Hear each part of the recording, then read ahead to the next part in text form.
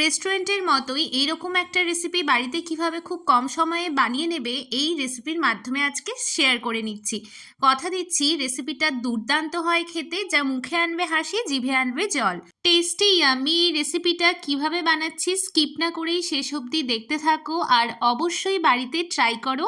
যদি ভালো লাগে শেষে লাইক, কমেন্ট, শেয়ার আর সাবস্ক্রাইব করে দিও।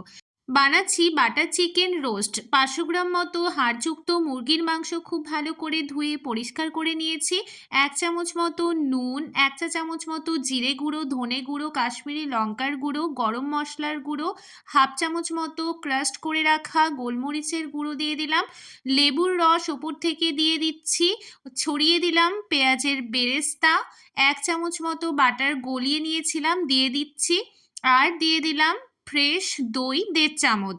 ভালো করে ম্যারিনেট করে 30 মিনিট রেখে দেব। ম্যারিনেট করা হয়ে গেছে। কড়াই গরম করে দিয়ে দিলাম বাটার 1 চামচ, দিয়ে গরম করে মুরগির মাংসটা দিয়ে দিচ্ছি।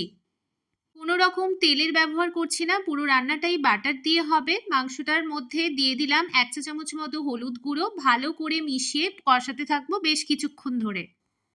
এই রান্নার মেন উপকরণই হলো বাটার, যাতে বাটারি বাটারি একটা স্মেল আসে। চিকেন যেরকম করে রোস্ট করে ঠিক সেভাবেই রান্নাটাকে কিন্তু কষাবো।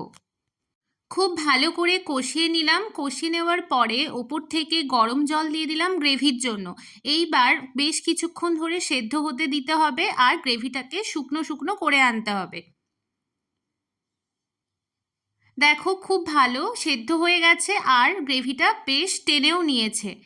এইবারে ওপর থেকে ছড়িয়ে দেব পেঁয়াজের কিছুটা বেরেস্তা আর ধনেপাতা। রেডি হয়ে গেল বাটার চিকেন রোস্ট। এই রান্নাটা পরিবেশন করা যেতে পারে গরম গরম ভাত, রুটি, পরোটা বা ফ্রাইড রাইস, যে কোনো কিছুর সঙ্গেই দুর্দান্ত যায়। এই রান্নাটা তোমরাও বাড়িতে ট্রাই করো, আর অবশ্যই কমেন্ট করে জানাও কেমন হয়েছে খেতে।